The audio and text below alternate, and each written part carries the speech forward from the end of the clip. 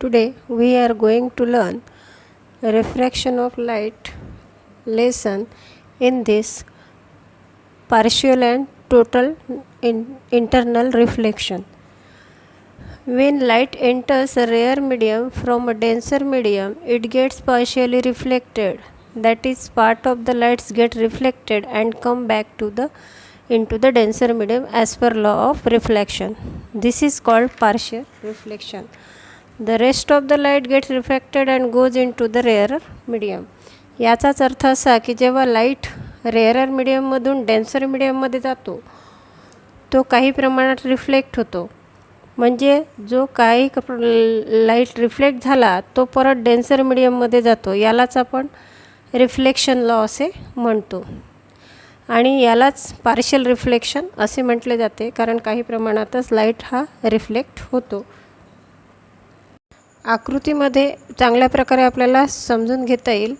आपण समोर आकृती पाहतात, अगदी सुरुवातीला पहिली जी सरळ रेष दिसत आहे याचा अर्थ की जेव्हा लाईट डेन्सर मीडियममधून रेअरर मीडियममध्ये जातो तेव्हा तो नॉर्मलपासून दूर जातो. म्हणजेच तो नॉर्मल अँगलपासून दूर.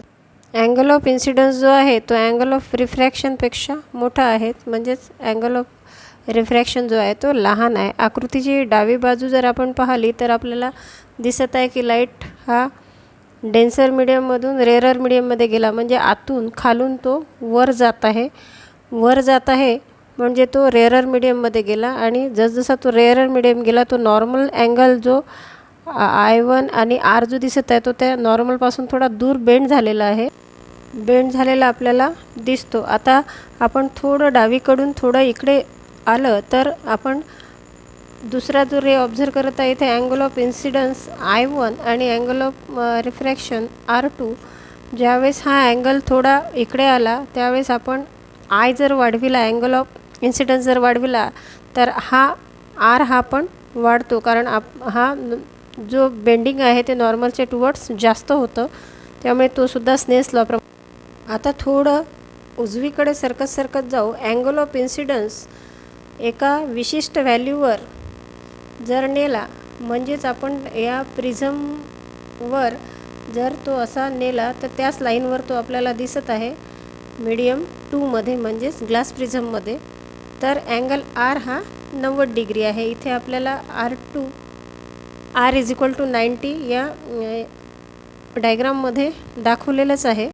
हा R जो आहे ज्यावेळेस 90 डिग्री होतो त्या व्हॅल्यूला त्यावेळेस जी क्रिटिकल अँगलची व्हॅल्यू असते, म्हणजेच व्हॅल्यू ऑफ I जी असते त्याला आपण क्रिटिकल अँगल असं म्हणतो, आणि जी अँगल ऑफ इन्सिडन्सची व्हॅल्यू असते त्याला आपण क्रिटिकल अँगल असं म्हणतो.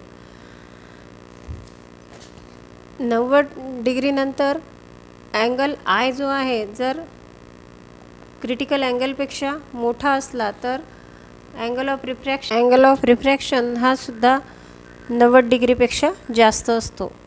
हेच रेज डेन्सर मीडियममध्ये जातात. म्हणजे आपण पाहिलं इथे डायग्राममध्ये उजव्या बाजूला की हा परत चौथा जो रे आहे तो रिफ्लेक्ट होऊन परत डेन्सर मीडियममध्ये आलेला आहे, याला आपण टोटल इंटरनल रिफ्लेक्शन असे म्हणतो. आणि जो फॉर्म्युला आहे तो आपल्याला क्रिटिकल अँगल काढण्यासाठी जो फॉर्म्युला आहे तो आपल्याला टेक्स्टबुक्समध्ये या पिवळ्या पट्टीमध्ये दिसतो आहे. त्या फॉर्म्युल्याने आपण क्रिटिकल अँगल काढू शकतो. यानंतर वळूया. Rainbow is a beautiful natural phenomenon. It is the combine effect of number of natural processes. It is the combined effect of dispersion, refraction and total internal reflection of light. It can be seen mainly after rainfall. Small droplets of water acts as small prisms. When light rays from the sun enter these droplets, it gets refracted and dispersed, as shown in the figure. Then there is an internal reflection, and after that once again the light gets refracted while coming out of the droplet. All these three processes together याचा अर्थ असा की या प्रोसेसमध्ये effect of dispersion, reflection आणि total internal reflection यांचं combination आपल्याला पाहायला मिळतं. पाऊस पडल्यानंतर रेनबो आपल्याला आकाशात दिसतो. तर हा कसा फॉर्म होतो? पाण्याचे छोटे छोटे थेंब हे ग्लास प्रिझमप्रमाणे या प्रोसेसमध्ये ॲक्ट करतात.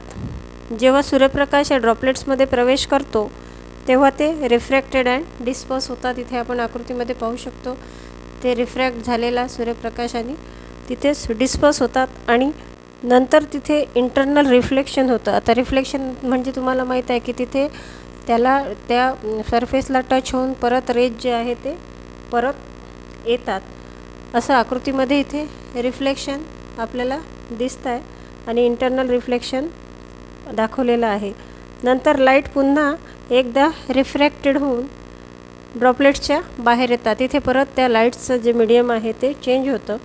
या सर्व तिन्ही रेनबो म्हणजेच हा 7 कलर म्हणजेच विबग्योर ज्याला आपण शॉर्टमध्ये म्हणतो हा पट्टा पाहायला मिळतो. अशा प्रकारे हे रेनबो ही ब्युटिफुल प्रोसेस तिन्ही प्रोसेसचं कॉम्बिनेशन आहे. If you like this video please subscribe my channel.